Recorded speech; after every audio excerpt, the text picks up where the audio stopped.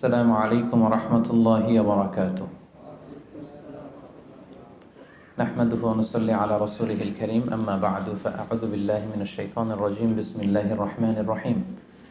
يا أيها الذين آمنوا كتب عليكم الصيام كما كتب على الذين من قبلكم لعلكم تتقون. صدق الله العظيم. اللهم صل على محمد وعلى آل محمد كما صليت على إبراهيم وعلى آل إبراهيم إنك حميد مجيد. اللهم بارك على محمد وعلى آل محمد كما باركت على إبراهيم وعلى آل إبراهيم إنك حميد مجيد. NTV দর্শক ফোরামের আয়োজনে আজকের এই প্রোগ্রামে যারা উপস্থিত হয়েছেন সবাইকে শুভেচ্ছা জানিয়ে শুরু করছি। শুরুতেই আল্লাহ রাব্বুল ইজ্জা ওয়াল জালালের দরবারে আমরা শুকরিয়া জ্ঞাপন করছি, যিনি আমাদেরকে পবিত্র মাস রমাদানুল মুবারকে ইফতারের পূর্ব মুহূর্তে মালয়েশিয়ার রাজধানী কুয়ালালামপুরের ইন্টারকন্টিনেন্টাল হোটেলের এই বলরুমে একসাথে উপস্থিত হওয়ার তৌফিক এনায়েত করেছেন। আমরা ফরমালি আল্লাহকে থ্যাঙ্কস জানাই, শুকরিয়া জানাই। আমরা পড়ছি কালিমাতুশ শুকর, আলহামদুলিল্লাহ। এনটিভি দর্শক ফোরামের সকল ভাইদেরকে অভিনন্দন, যারা এসেছেন আপনাদেরকে মোবারকবাদ। মিডিয়া কর্মী যারা এসেছে সেই ভাইদেরকে মোবারকবাদ। ইনফিউশনের সঙ্গীত শিল্পীদেরকে মোবারকবাদ। আমরা এমন একটা মুহূর্ত এখন কাটাচ্ছি গোটা বিশ্বব্যাপী, সবার মধ্যে একটা আতঙ্ক, তাই না? অনেক দেশে লকডাউন চলছে এবং আক্রান্তের হার বাংলাদেশে বাড়ছে প্রতিদিন। ডেথ রিপোর্টও হাই। মালয়েশিয়া তো রিসেন্টলি দেখলাম যে খুব বাড়ছে। তো আমরা যে আসলে কত দুর্বল, আমরা যে দাম্ভিকতা দেখাই, অহংকার দেখাই, আসলে যে আমরা অ্যাজ এ হিউম্যান বিং কত দুর্বল, কত নগণ্য, কত তুচ্ছ। তো এই জন্য আল্লাহ রাব্বুল ইজ্জা ওয়াল জালালের কাছে আমরা কামনা করি যে আল্লাহ তাআলা যেন আমাদেরকে এই বিপদ থেকে মুক্তি দান করেন। গোটা বিশ্বের মানুষের মধ্যে যেন আল্লাহ তাআলা আবার স্বস্তি ফিরিয়ে আনেন। আমাদেরকে এই মহামারী থেকে যেন তিনি হেফাজত করেন। আল্লাহুম্মা আমিন। সম্মানিত সুধী, আমি একটি আয়াত দিয়ে আজকের আলোচনা শুরু করেছি। আয়াতটি অলমোস্ট মুখস্থ সবার, তাই না? রমাদানের কোনো আলোচনাতে গেলেই আমরা এই আয়াতটা শুনি, আর শুনতে শুনতে এমনি মুখস্থ হয়ে গেছে। ইয়া আইয়ুহাল্লাযীনা আমানু কুতিবা আলাইকুমুস সিয়াম কামা কুতিবা আলাল্লাযীনা মিন ক্বাবলিকুম লাআল্লাকুম তাত্তাকুন। আল্লাহ তাআলা ইরশাদ করছেন, ওহে বিশ্বাসীরা, তোমাদের উপর সিয়ামকে ফার্জ করা হয়েছে যেমনি তোমাদের পূর্ববর্তীদের উপরও ফার্জ করা হয়েছিল, যাতে করে তোমরা মুত্তাকি হতে পারো, আল্লাহ সচেতন হতে পারো। তাহলে বোঝা গেল এই যে এক মাস ব্যাপী যে আমরা সিয়াম পালন করছি, এটা শুধু আমাদের উপরই ফার্জ না, আমাদের আগেও যে সমস্ত জাতিগোষ্ঠী এসেছিল তাদের উপর আল্লাহ তাআলা ফারজ করেছিলেন। আর এটার উদ্দেশ্য কি? প্রাইম অবজেক্টিভ হচ্ছে লাআল্লাকুম তাত্তাকুন। আমার সাথে সাথে একটু পড়েন, লাআল্লাকুম তাত্তাকুন, যাতে করে তোমরা আল্লাহ সচেতন হতে পারো। মানে আল্লাহর ভয়টা এটা যেন তোমাদের মধ্যে ডেভেলপ করে, এটা যেন ইনক্রিজ করে, এটা যেন ইমপ্রুভ করে। এটা হচ্ছে সিয়ামের প্রাইম অবজেক্টিভ। তো এজন্য এই যে পুরো মাসব্যাপী যে আমরা রোজা রাখছি, আমাদের কিন্তু সবসময় এটা খেয়াল করতে হবে যে আমাদের এই যে গড কনসিয়াসনেস, আল্লাহ সচেতনতা বা আল্লাহর ভয়, এটা বাড়ছে কিনা। Is it increasing or decreasing? এটা কি বাড়ছে না কমছে? যদি আপনি ফিল করেন যে না, আল্লাহ সচেতনতা এই অ্যাট্রিবিউটটা আমার মধ্যে বাড়ছে, তার মানে আপনার সিয়াম ফলপ্রসূ হচ্ছে। আর যদি ফিল করেন না, আল্লাহ সচেতনতার কোনো ফিলিংস আমার মধ্যে নাই, তাহলে বোঝা গেল যে শুধু না খেয়ে থাকা আর না পান করে থাকাই হচ্ছে, আসলে সিয়ামের যে মূল অবজেক্টিভ সেটা পালন হচ্ছে না। প্রিয় ভাই এবং বোনেরা, দেখেন, সিয়াম এমন একটি ইবাদত যেটা আমরা শুধুমাত্র আল্লাহ সন্তুষ্টির জন্য করি, শুধুমাত্র আল্লাহকে দেখাই। এই সিয়ামটা শুধুমাত্র কাকে দেখাই? আল্লাহকে দেখাই। আমরা যে সালাত আদায় করি, এটা শুধু আল্লাহকে দেখাই না, অন্যদেরকেও দেখাই। আমি এখন সালাত আদায় করলে আপনারা দেখবেন না? আমি যদি চ্যারিটি করি, দান করি, একজন নিচ্ছে আমি দিচ্ছি, দেখবেন না? দেখবেন। আমি যে হজে যাচ্ছি, প্লেনে চড়ে লাব্বাইক লাব্বাইক পড়ছে, লোকজন দেখে না? দেখে। কিন্তু সিয়াম হচ্ছে কেবলমাত্র একমাত্র এমন একটি ইবাদত যেটা দেখিয়ে করা যায় না। 10 জন লোক যদি এখানে দাঁড়ানো থাকে, আপনাকে যদি আইডেন্টিফাই করতে বলে, বলেন তো এই 10 জনের মধ্যে 5 জন হচ্ছে সিয়াম পালনকারী, মানে রোজা রেখেছে, আর বাকি 5 জন রোজা রাখেনি। এবার আপনি খুঁজে বের করেন কোন 5 জন রাখলো আর কোন 5 জন রাখলো না। কে কে বের করতে পারবেন বলেন তো দেখি? কেউ বের করতে পারবেন? বের করা সম্ভব না, কারণ চেহারা দেখে বোঝা যায় না যে কে রোজাদার আর কে বেরোজাদার।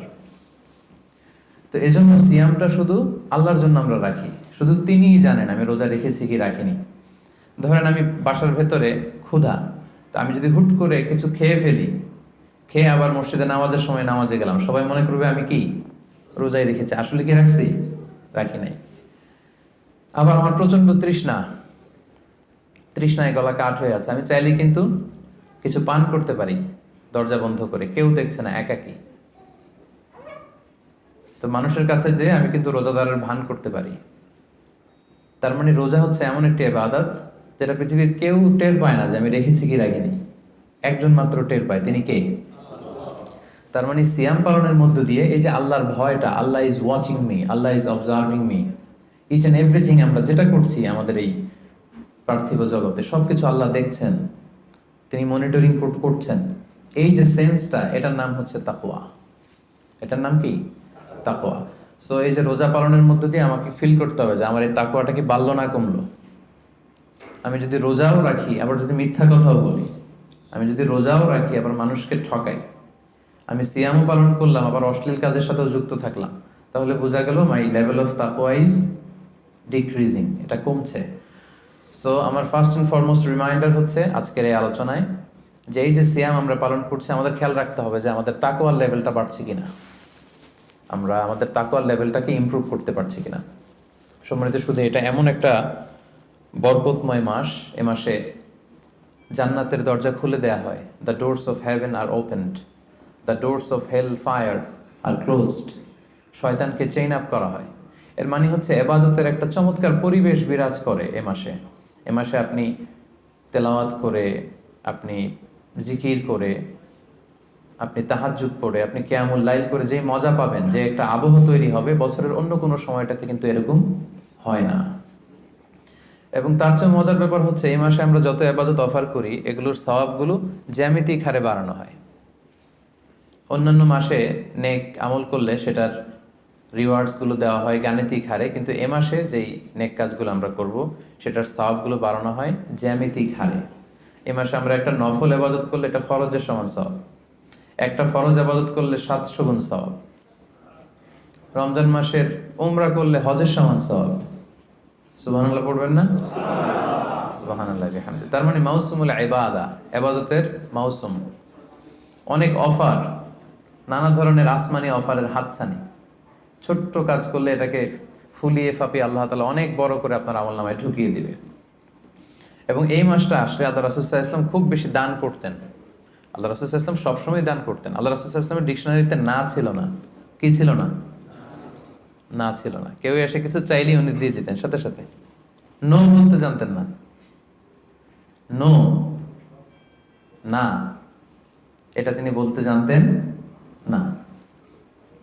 তো হাদিস শরীফ এসেছে আল্লাহ রাসূল সাল্লাল্লাহু আলাইহি ওয়াসাল্লাম কানা আজওয়াদু বিল খাইরি মিনার রিহিল মুরসালা, প্রবাহিত বাতাসের চেয়েও আল্লাহ রাসূল সাল্লাল্লাহু আলাইহি ওয়াসাল্লামের বদান্যতা এই মাসে খুব বেশি দেখা যেত। প্রবাহিত বাতাস, ব্লোয়িং উইন্ড যেমনি যখন প্রবাহিত হতে শুরু করে সবার গায়ে যেমনি লাগে, বাতাস যদি বয় এটা কি শুধু মুসলমানদের গায়ে লাগে? কথা বলেন, সবার গায়ে লাগে। পূবালী বাতাস যখন আসবে, দক্ষিণা বাতাস যখন আসবে, আস্তিক নাস্তিক, মুসলিম অমুসলিম সবার গায়ে যেমনি বাতাসের হিমেল ছোঁয়া এসে টাচ করে, রাসূল সাল্লাল্লাহু আলাইহি ওয়াসাল্লামের দানটাও এরকম সর্বব্যাপী ছিল। দেদারসে দান করতেন, হাত খুলে দান করতেন। বছরের কখনো রাসূল সাল্লাল্লাহু আলাইহি ওয়াসাল্লামকে এত বেশি দান করার জন্য উদগ্রীব হতে দেখা যেত না।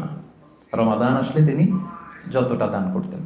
এবং আল্লাহ রাসূল সাল্লাল্লাহু আলাইহি ওয়াসাল্লাম মানুষকে ইফতার শেয়ার করার ব্যাপারে উৎসাহিত করেছেন। তিনি আল্লাহ রাসূল সাল্লাল্লাহু আলাইহি ওয়াসাল্লাম বলেছেন যে সিয়াম পালনকারী কাউকে যদি কেউ ইফতারি করায় তাহলে সে রোজা রেখে যে সওয়াব পেল, আপনি ইফতারি করানোর কারণে ঠিক ওই পরিমাণ সওয়াব পেয়ে যাবেন। যিনি রোজা রেখেছেন তার সওয়াব থেকে কোনো অংশই কমানো হবে না। তো সাহাবারা বললেন, ইয়া রাসূলুল্লাহ, আমাদের তো এত সামর্থ্য নেই যে আমরা মানুষকে ইফতারি করাবো। আল্লাহ রাসূল সাল্লাল্লাহু আলাইহি ওয়াসাল্লাম বললেন যে ওয়ালাউ বিতামরা, একটা খেজুর দিয়েও যদি ইফতারি করাও তাহলেও এই সওয়াবটা পাবে। মাসকাতুল লাবান, এক ঢোক দুধ দিয়ে যদি করাও, ওয়ালাউ শারবাতুমা, এক ঢোক পানি দিয়েও যদি কোনো রোজাদারের ইফতারি তুমি করাও তাহলে আল্লাহ তাআলা তোমার আমলনামায় এই সওয়াব দিয়ে দিবে। সো আমাদের জন্য এটা হচ্ছে দ্য মান্থ অফ অপরচুনিটি, অনেক বেশি সওয়াব কামানোর, অনেক বেশি রিওয়ার্ডস কামানোর একটা সুযোগ, এবং বিশেষ করে দান করার একটা অফুরন্ত সুযোগ। আপনি খেয়াল করে দেখেন যে আমরা মাঝে মাঝে অফার পেলে জিনিসপত্র খুব কিনি না। ধরেন একটা ব্লেজার আপনার কেনার খুব একটা দরকার নেই, দেখলেন যে 70% অফ। কত পার্সেন্ট? একটাও দরকার নাই, এখন যে 3টা কিনবো, কয়টা কিনবো? কারণ এখানে সেল দেয়া হচ্ছে, অপরচুনিটি দেয়া হচ্ছে, অফার দেয়া হচ্ছে। তো এই মাসটা হচ্ছে অফারের মাস। আল্লাহ তাআলা সওয়াব দেওয়ার জন্য বসে আছেন, কিন্তু নেয়ার জন্য আমরা প্রস্তুত না। তো সম্মানিত সুধী, এজন্য আমাদের দানের হাতকে প্রশস্ত করার ট্রাই করতে হবে। নানাভাবে এই রমাদানুল মুবারকে আমরা আল্লাহ তাআলার প্রিয় ভাজন হতে পারি অনেকগুলো কাজের মধ্য দিয়ে। এই স্বল্প সময়ে হয়তো সবগুলো টাচ করা সম্ভব হবে না।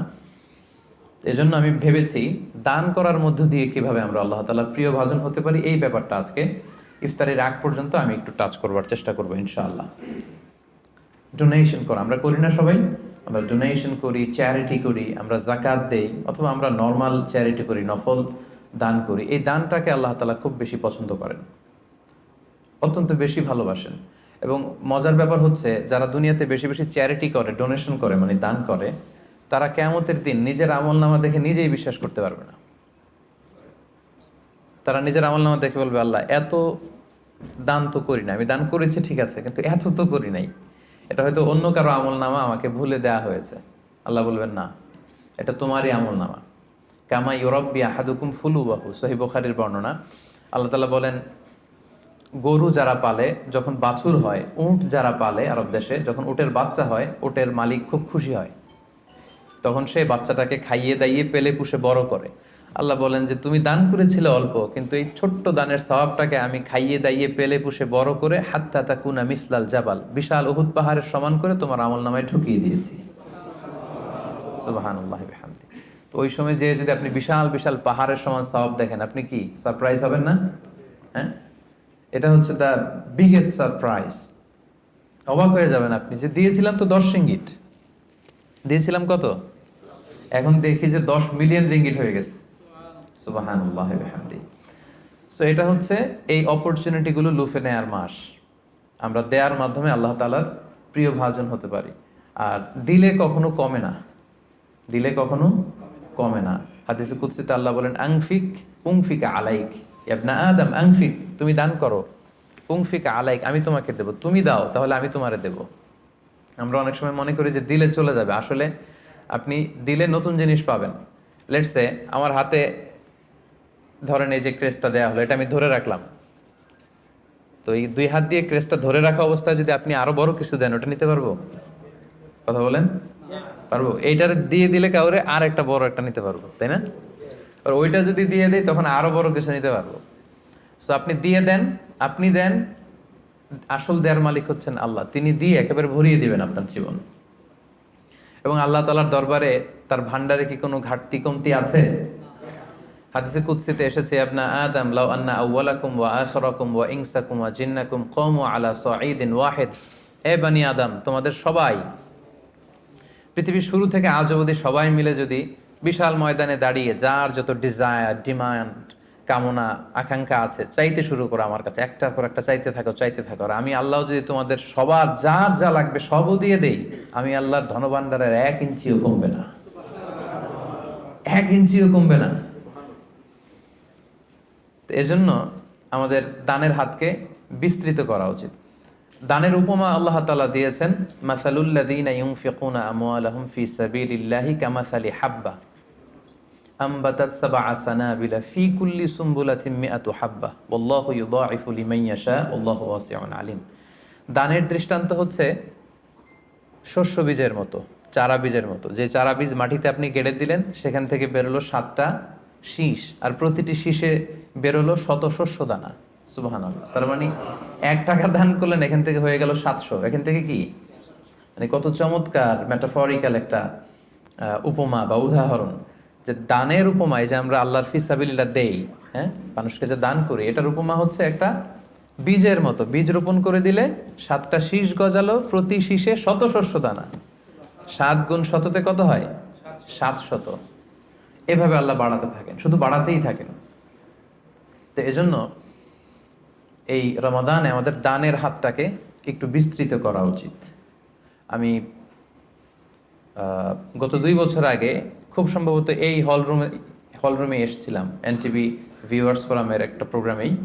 তো এসে দেখেছি আলহামদুলিল্লাহ, এখানে যারা ইনভাইটেড গেস্ট, এরা বেশ সচ্ছল লোকজন, মানে বিজনেস ম্যাগনেট টাইপের আর কি, খুব পয়সাওয়ালা লোকজন, ব্যবসায়ী, হয়তো বড় ব্যবসায়ী, সিআইপি ভিআইপি টাইপের হবেন। কুয়ালালামপুরের যারা ধনী লোকজন তাদেরকে দেখেছিলাম সে বছর ইনভাইট করেছিল। তো আমি আজকে আসার আগে মনে মনে ভাবলাম আজকে হয়তো তাই ঘটবে, অনেক ব্যবসায়ীদের সাথে দেখা হবে। তো ওনাদের জন্য সবচেয়ে চমৎকার ওয়াজ হবে এই ডোনেশনের ওয়াজ। কি বলেন? দান করার ব্যাপারে যদি ওনাদেরকে উদ্বুদ্ধ করি কাজে লাগবে। লেটস সে রিক্সাওয়ালাদের একটা ফোরামে আমি গেলাম, ওখানে যেয়ে যদি আমি দানের ওয়াজ শুরু করি কোনো কাজ হবে? ওনারা বুঝতে পারবে আর হ্যাঁ হ্যাঁ করতে পারবে, কিন্তু দিতে পারবে নাকি? দিতে পারবে না আপনারা, তাই না? তো এই জন্য আমি ভেবেছি যে অল্প কয়েক মিনিট দানের ব্যাপারে আমাদের অনেক মিসকনসেপশন থাকে। কিভাবে দানটা করব, কোথায় দান করব, ডোনেশনের সিস্টেমটা কি, কীভাবে চ্যারিটি করতে হয়, আমি অল্প কয়েক মিনিটে সেটা বলার চেষ্টা করব। সাদাকায়নের কিছু ইসলামী দৃষ্টিভঙ্গি আছে, সিস্টেম আছে। এই সিস্টেমগুলো ফলো করে যদি আপনি দান করেন আপনার এটার প্রোডাক্টিভিটি অনেক হাই হবে, মানে আপনি অল্প দিলেও এটার সওয়াব হয়ে যাবে অনেক বেশি। তো এরকম 10টা পয়েন্টসে আমি 10-15 মিনিটে শেষ করবার চেষ্টা করবো ইনশাআল্লাহ। এই যে আমরা দান করব, দানের ক্ষেত্রে সর্বপ্রথম দৃষ্টিভঙ্গি হচ্ছে আপনার হালাল উপার্জন হতে দান করতে হবে। হালাল উপার্জন থেকে। আপনি হারাম থেকে যদি দান করেন ওইটা আবার আল্লাহ কবুল করবে না। আসল জায়গায় হাত দিয়ে ফেলছি না? হারাম জায়গা থেকে আপনি বিশাল মাদ্রাসা করে দিলেন, মসজিদ করে দিলেন, হ্যাঁ, লঙ্গরখানা করে দিলেন, এতিমখানা করে দিলেন, আল্লাহর কাছে এটা নাথিং। ইট ডাজন্ট কেয়ার ইট। আল্লাহ এটা কোনো কেয়ারই করে না। হাবা মানসুর, এটা ধুলায় মলিন হয়ে যাবে, একেবারে উড়ে যাবে। এটার কোনো মিজানের পাল্লা উঠালে এটার কোনো ওজনই হবে না। কিন্তু আপনার হালাল ইনকাম, হালাল উপার্জন থেকে আপনি 10 রিঙ্গিট দিয়েছিলেন, এটার কিয়ামতের দিন কি দেখবেন? বিশাল পাহাড়ের সমান। সো প্রথম কনসেপ্ট হচ্ছে আপনার ইউর ইনকাম শুড বি হালাল। আপনি হালাল উপার্জন থেকে যদি দান করেন সেটা আল্লাহ তাআলা কবুল করেন, হারাম থেকে তিনি কবুল করেন না। কারণ ইন্নাল্লাহা তাইয়্যিব লা ইয়াকবালু ইল্লা তাইয়্যিবা। আল্লাহ তাআলা নিজে হচ্ছেন পবিত্র একটা সত্তা, অপবিত্র কিছু তিনি নেন না। তিনি হচ্ছেন মহাপবিত্র এক সত্তা, তিনি যেটা গ্রহণ করেন সেটাও পবিত্র হতে হবে। অপবিত্র কিছু আল্লাহ তাআলা কবুল করেন না। আল্লাহ তাআলা বলছেন ইয়া আইয়ুহাল্লাযীনা আমানু আনফিকু মিন তাইয়্যিবাতি মা কাসাবাতুম। ও হে বিশ্বাসীরা, তোমরা হালাল জিনিস থেকে যেটা উপার্জন করেছো সেটা থেকে দান করো। সেখান থেকে অল্প দান করলেও সেটাকে বিশাল বড় করে আমলনামায় ঢুকাই দিবে কে? আর যদি আপনি হারাম থেকে দান করেন ওইটা কিন্তু আল্লাহ তাআলার কাছে কবুল হবে না। আরেকটা মজার ব্যাপার হচ্ছে যারা হারাম উপার্জন করে এদের দোয়াও আল্লাহ কবুল করে না। হারাম উপার্জনকারীর দোয়াও আল্লাহ তাআলা কবুল করে না। তাহলে এই যে আমরা দান করব, আপনারা যারা ব্যবসায়িক গ্রুপ আছেন আপনারা তো অনেক দান করেন, আপনারা নিঃসন্দেহে জাকাতও পে করেন অন টাইমে। আমি বিশ্বাস করতে চাই যে এখানে অল আর মানে সবাই জাকাত দেন, জাকাত পে করেন। জাকাত ছাড়াও এমনি নর্মাল চ্যারিটিও আপনারা খুব করেন, এটা আমি বিশ্বাস করি। তারপর রিমাইন্ডার হিসেবে এগুলো বলা, রিমাইন্ডার। আল্লাহ তাআলা বলছেন ওয়াযাক্কির ফাইন্না যিকরা তানফাউল মুমিনিন। তুমি রিমাইন্ডার দাও, উপদেশ দাও। এই উপদেশগুলো, রিমাইন্ডারগুলো বিশ্বাসীদের অনেক কাজে দেয়। যারা বিশ্বাসী তাদের অনেক কাজে লাগে, এজন্য রিমাইন্ডার হিসেবে বলা। নিঃসন্দেহে আপনারা চ্যারিটি করেন, সাদাকা করেন, তারপরও রিমাইন্ডার হিসেবে। তাহলে আমাদের আলোচনাটা মনে রাখতে হবে, প্রথম পয়েন্ট হচ্ছে যে হালাল উপার্জন থেকে দান করতে হবে, হারাম থেকে দান করা চলবে না। 2 নম্বর পয়েন্ট হচ্ছে খুব গুরুত্বপূর্ণ পয়েন্ট, আমি যারা ভলান্টিয়ার্স এবং মিডিয়া কর্মী তারাই হাঁটাচলা করবেন, বাকিরা মোবাইল নিয়ে ছবি তোলার জন্য ওঠা বসা করবেন না। এটা অনেক গুরুত্বপূর্ণ একটা মুহূর্ত, অনেক দূর থেকে এসেছেন, আমি অনেক সময় স্যাক্রিফাইস করে এসেছি। আমার মনে হয় মনোযোগ দিয়ে কথাগুলো শুনবার চেষ্টা করুন। 2 নম্বর পয়েন্ট হচ্ছে ভালো জিনিসটা আল্লাহর রাস্তায় দান করতে হবে, ভালোটা। আমরা অনেকে যেটা করি সবচেয়ে খারাপটা দান করি। ধরেন ফর এন এক্সাম্পল, আমের বাগান আছে আপনার, তো আপনি ভাবলেন যে কিছু গরিবদেরকে দান করবেন। তো যেটা করে আমাদের দেশে সবচেয়ে পচা যেগুলো ওইটার একটা বস্তা করে, ওইটা কেন? ওইটা দান করবে উনি। এরপর ধরেন রিক্সা থেকে, আপনি বাংলাদেশের উদাহরণ দেয়, রিক্সা থেকে নামছেন, হঠাৎ একজন ভিক্ষুক ফরিয়া দিয়ে এসে হাত পাতলো। তো এখন আপনি ভালো মানুষ, আপনি দান করেন, দিতে চাচ্ছেন, তো পকেট থেকে টাকা বের করে খুঁজতেছে যে সবচেয়ে পুরাতন নোট কোনটা। আপনাদের মধ্যে থেকে আপনারা হয়তো এগুলো করেন না, আলহামদুলিল্লাহ। যারা অন্যান্যরা যারা করে তাদের কথা বলছি এখানে। তারপরে দেখবেন যে 5 টাকার স্কচ টেপ দিয়ে লাগানো থাকে না ছেঁড়া নোটগুলো, ওইটা খুঁজে যে ওইটা দিব। তো এইটা যদি করেন এটা আপনি ভুল করছেন, কারণ এই দানটা বেসিক্যালি আপনি আল্লাহ তাআলাকেই করছেন। কিয়ামতের দিন আল্লাহ বলবে আমার তুমি খাবার দিলা না, আমাকে পোশাক দিলা না, আমাকে সাহায্য করলা না। বনি আদম বলবে আল্লাহ বলেন কি, আপনি খাবার চাইলে তো সারা দুনিয়ার সব দামি দামি খাবারের বস্তা আপনার কাছে এনে দিতাম, আপনি পোশাক চাইলে তো আমারটাই খুলে দিতাম, আল্লাহ বলতেন ওই যে অসহায় পীড়িত দুস্থ সুবিধা বঞ্চিত মানুষগুলোকে খাওয়ালে আমাকে খাওয়ানো হতো, তাদেরকে পড়ালে আমাকে পড়ানো হতো। তো এই যে আপনি ছিঁড়ার নোটটা যে গরিবের হাতে দিলেন, আসলে ওইটা আল্লাহরে দিচ্ছেন আপনি। এটা এটা করবেন না, এটা কখনোই করবেন না। আল্লাহ তাআলা বলছেন ওয়ালা তায়াম্মামুল খাবিসা মিনহু তুনফিকুন, খারাপটা আল্লাহরে দিও না, আল্লাহর রাস্তায় ভালোটা দিবে। লান তানালুল বিররা হাত্তা তুনফিকু মিম্মা তুহিব্বুন, সবচেয়ে ভালোটা যদি আপনি আল্লাহর রাস্তায় দিতে না পারেন, তাহলে আপনি তো ইমানদারি হতে পারলেন না। পুণ্য ততক্ষণ পর্যন্ত হাসিল হবে না যতক্ষণ না তুমি যেটা পছন্দ করো ওইটা যতক্ষণ তুমি আল্লাহর রাস্তায় দিতে না পারো, ততক্ষণ পর্যন্ত পুণ্য হাসিল হবে না। তাই দানের দৃষ্টিভঙ্গির 2 নাম্বার পয়েন্ট হচ্ছে আমরা ভালোটা দিব খুঁজে খুঁজে। আপনি আম বাগানের মালিক, আপনি সবচেয়ে টসটসে পাকা এক বস্তা আম আপনি কালেক্ট করবেন, যে এটা আপনি দান করবেন। কি পারা যাবে না ইনশাআল্লাহ? এই রিমাইন্ডারটা আমরা যেন সবাই নিই। আমি আমার নিজের একটা উদাহরণ বলি, নিজেকে জাহির করার জন্য বলছি না, জাস্ট উৎসাহ দেওয়ার জন্য। আমি বাংলাদেশে যেহেতু তাফসির প্রোগ্রামের জন্য জেলা টু জেলা সারা বাংলাদেশে আমার মুভমেন্ট করতে হয়, দেখা যায় যে গাড়িতেই থাকতে হয় দিন রাত। তো আমি একটা অভ্যাস করে নিয়েছিলাম, আমি যেটা করতাম, আমি কচকচে 100 টাকার আর 500 টাকার কিছু নোট আমার এই পকেটে রাখতাম। যদি কখনো গাড়ির সামনে কোনো ফরিয়াদি বা ভিক্ষুক যদি চায় ওদেরকে দেওয়ার জন্য, তো এটা একটা অভ্যেস করে নিয়েছিলাম, 100 টাকার কচকচে নোট আর 500 টাকার কচকচে নোট। এই আয়াত করে আমার এই ফিলিংসটা এসেছে যে না, ভালোটা দিব আমি সবচেয়ে।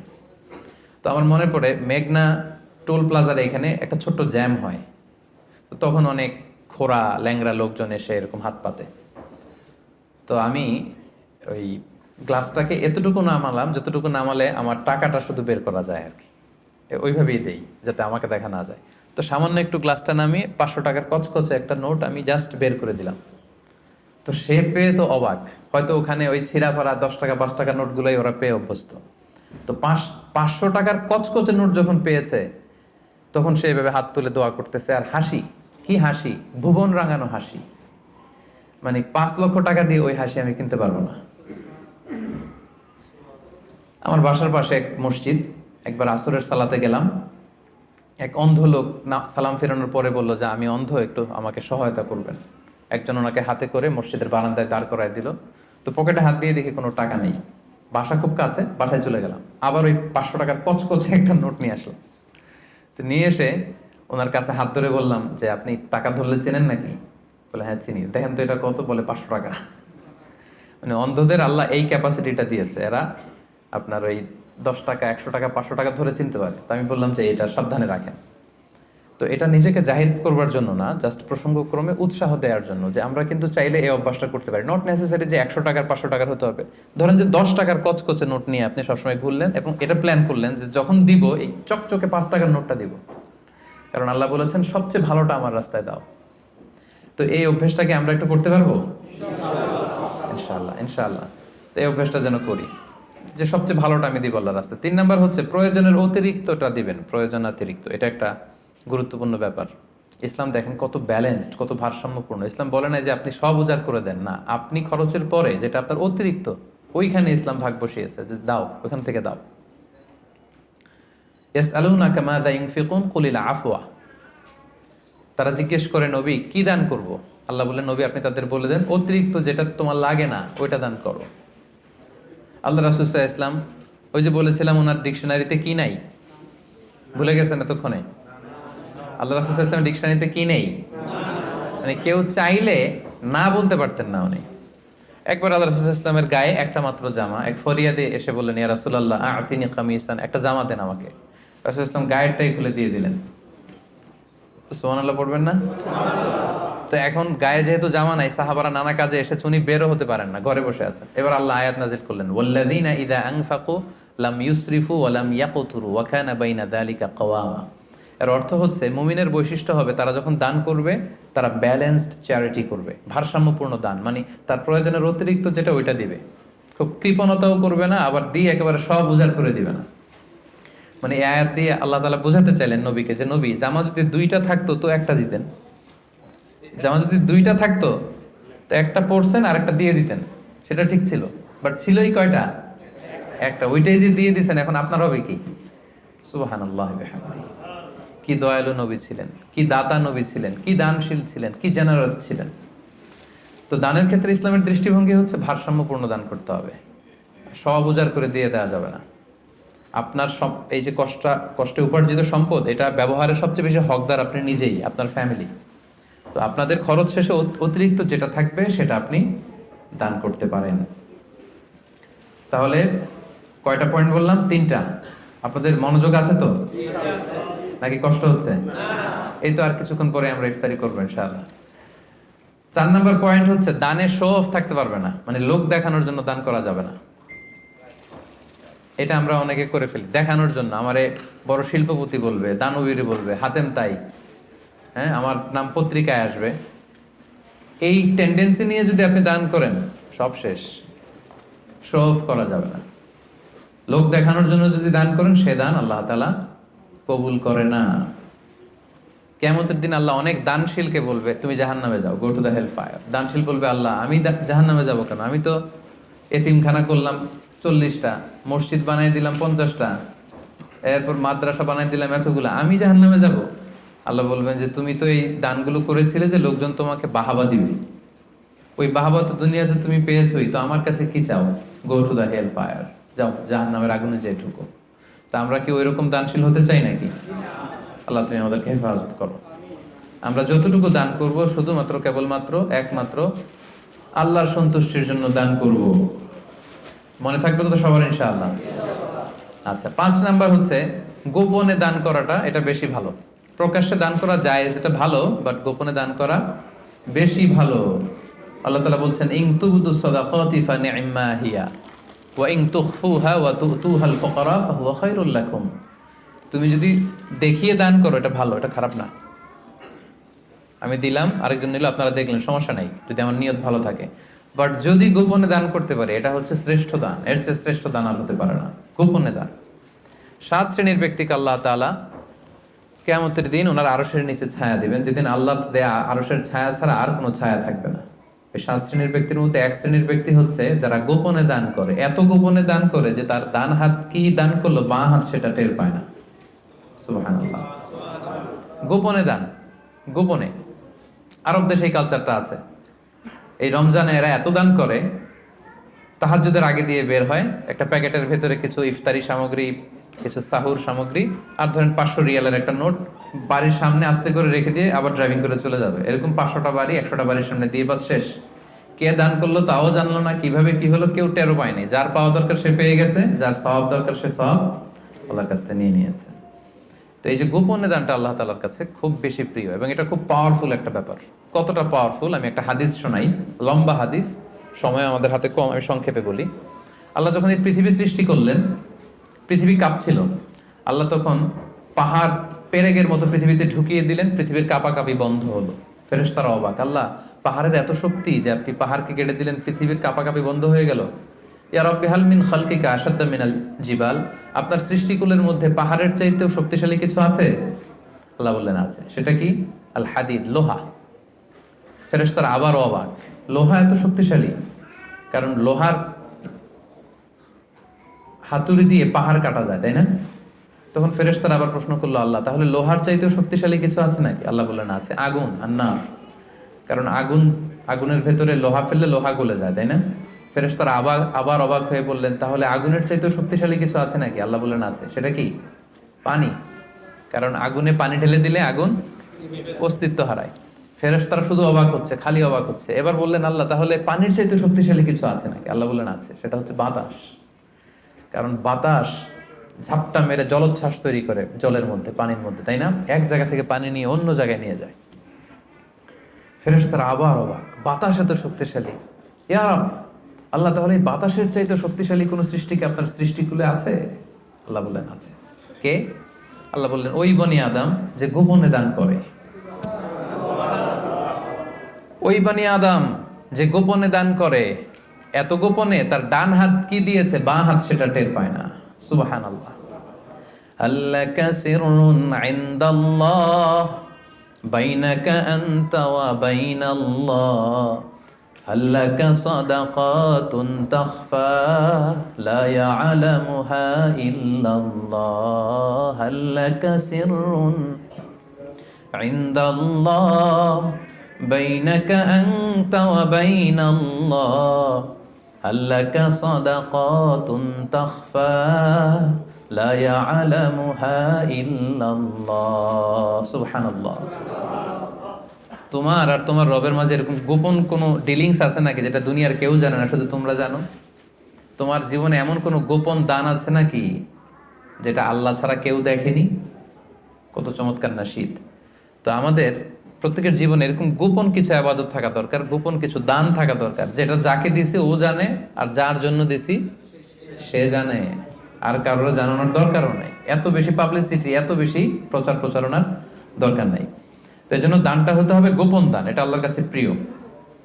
6 নম্বর হচ্ছে নিকট আত্মীয়রা বেশি অগ্রাধিকার পাবে। লেটস সে আপনার ভাই গরিব, আপনার ভাগিনা গরিব, আপনার ভাতিজা গরিব, আপনি এদেরকে না দিয়ে অন্য জেলায় যে দিতেছেন একেবারে হাতেম তাইয়ের মতো, এটা আপনি ভুল করতেছেন। এটা ভুল হচ্ছে, আগে তাদেরকে দিতে হবে, ভাই আত্মীয় স্বজন, হ্যাঁ, এরা হচ্ছে বেশি প্রায়োরিটি পাবে।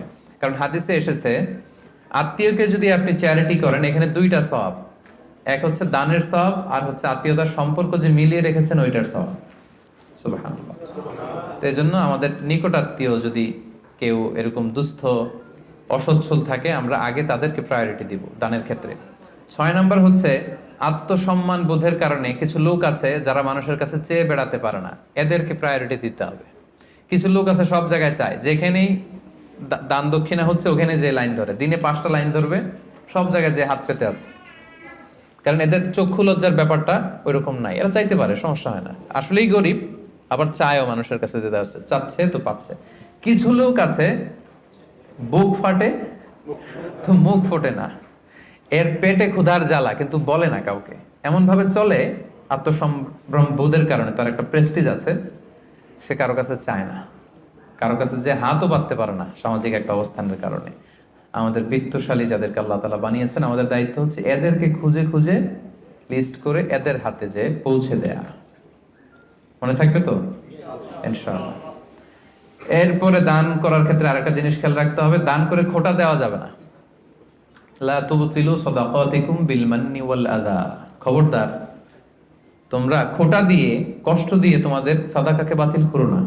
আমরা এটা অনেকে করি। আমার অনেক পয়সা ছিল, আমার পয়সা পেয়ে অনেক ফ্যামিলি হয়তো দাঁড়িয়েছে, তখন কিছু হলেই পান থেকে চুন খসলেই বলে, জানি তোমরা কি ছিলা, আমার আব্বা দিলেই তো খেতে পারতা, আমরা দিলেই তোমরা পড়ছো, আমাদের টাকায় তোমরা পড়াশোনা করে আজকে এই অবস্থানে আসছো। শেষ করে দিলেন আপনার আব্বার, আপনাদের দানগুলো শেষ করে দিলেন আপনি এই কথা বলে।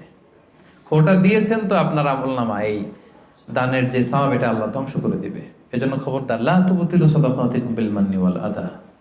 আমরা যেন কারো মনে কষ্ট দিয়ে, কাউকে খোটা দিয়ে যেন আমাদের এই সাদাকা নষ্ট না করি। এরপরে সর্বশেষ হচ্ছে মৃত্যুর আগেই দান করতে হবে। লাস্ট পয়েন্ট, সর্বশেষ পয়েন্ট হচ্ছে সুস্থ থাকতে মৃত্যুর আগেই দান করে যেতে হবে, ওইটা আল্লাহর কাছে বেশি প্রিয়। আমি উদাহরণ দিই, ব্যাপারটা কেমন। অনেকের এরকম হতে পারে যে তার ক্যান্সারে এসে আক্রান্ত, দুরারোগ্য ব্যাধি, আর বাঁচবে না, এখন বিছানায় পড়ে গেছে, এখন 1000 কোটি টাকার মালিক, জীবনে দান টানার করে নাই, এখন বিছানায় পড়ে বলতেছে ওই মাদ্রাসায় 10 লাখ দিয়ে দে, ওই হেফজখানায় 50 লাখ, ওদিকে 1 কোটি দিতে থাকো। তো এটা তো আপনি এখন আর ভোগের সুযোগ নেই, এই জন্য দিচ্ছেন আপনি, তাই না? এটা আপনি যদি নাও দেন, এটা অন্যরা ভাগ বটরা করে নিয়ে যাবে আপনার মৃত্যুর পরে, আপনি শেষ, এরপর লোকজন যা পাওয়ার পাবে, আপনার ভোগের সুযোগই নাই আর। তো ওই অবস্থায় যে যেন টনক না নড়ে আমাদের।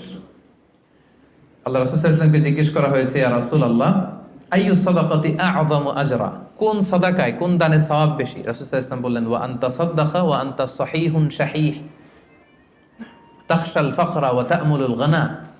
এমন অবস্থায় দান করো যখন তুমি সহিহ শাহীহ, তুমি সুস্থ, আর এটা উপভোগের সুযোগ আছে। যখন আমরা এখন সবাই সুস্থ না, এখন আমাদের টাকা লাগবে, আমাদের গাড়ি কিনতে হয়, বাড়ি কিনতে হয়, ফ্যামিলি খরচের জন্য দিতে হয়, টাকাটা খুব দরকার এখন আমাদের, এবং এটা খরচ করার সুযোগ আমার আছে।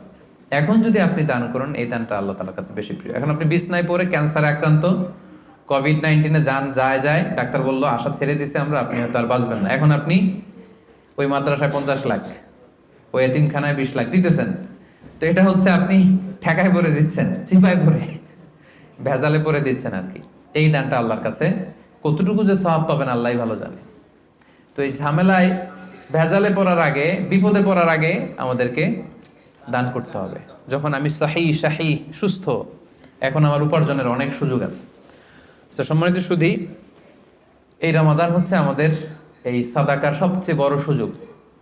অন্য বছর দিলেও আপনি বছরের অন্য সময় দিলেও সওয়াব পাবেন, কিন্তু আমি শুরুতেই বলেছি যে দ্য রিওয়ার্ডস অফ আমাল are multiplied in this blessed month. এই মাসে সওয়াবকে অনেক মাল্টিপল করা হয়। নফল করলে ফরজের সমান সওয়াব, ফরজ করলে 700 গুণ সওয়াব, এই মাসে উমরা করলে হজের সমান সওয়াব।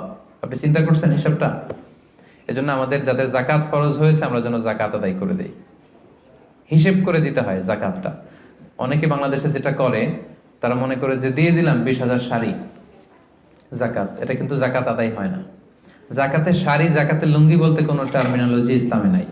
আর জাকাতের শাড়ির যে বেহাল দশা বাংলাদেশে, এটা একবার ধোয়া করে দ্বিতীয়বার আর পরা যায় না, রং থাকে না, পাতলা শাড়ি। এটা গরিবের সাথে আর উপহাস। আমরা অনেকে মনে করি যে আমরা দরিদ্রদেরকে জাকাত দিয়ে অনেক বেশি বড় কাজ করে ফেললাম, কিন্তু আল্লাহ বলছেন অফি আমওয়ালিহিম হাক্কুন লিসাইলি ওয়াল মাহরুম, তুমি কোনো করুণা করনি, বরং তোমার সম্পদে এটা গরিবদের অধিকার। বরং গরিবরা আমার জাকাত নিয়ে আমাকে করুণা করেছে, কি বলেন? আচ্ছা, একটু খেয়াল করে উত্তর দিবেন বুঝে শুনে। আমি যদি ধনী হই, জাকাত দেওয়া আমার জন্য কি ফরজ? আর আরেকজন লোক গরিব, তার জন্য জাকাত খুঁজে খুঁজে নেওয়া কি ফরজ? নিবেন, আসে নিলাম না আপনার জাকাত, আমি কষ্টে কাটালাম, কোনো সমস্যা আছে? নাই।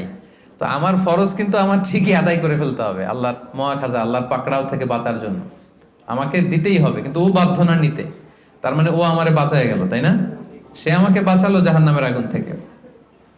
এজন্য যারা ওয়াল্লাযীনা ইয়াকনিজুনা আয-যাহাবা ওয়াল ফিদ্দাতা ওয়া লা ইউনফিকুনাহা ফি সাবিলিল্লাহ ফাবাশশিরহুম বিআযাবিন আলীম, যারা সম্পদ, যারা জুয়েলারি, অর্নামেন্টস এগুলো জমা করে রাখে, ব্যাংক ব্যালেন্স জমা করে রাখে, জাকাত ফরজ হওয়ার পরেও জাকাত দেয় না, হে নবী তাদেরকে ভয়ঙ্কর আপনি আযাবের সুসংবাদ দিন, ভয়ঙ্কর শাস্তি তাদের জন্য অপেক্ষা করছে।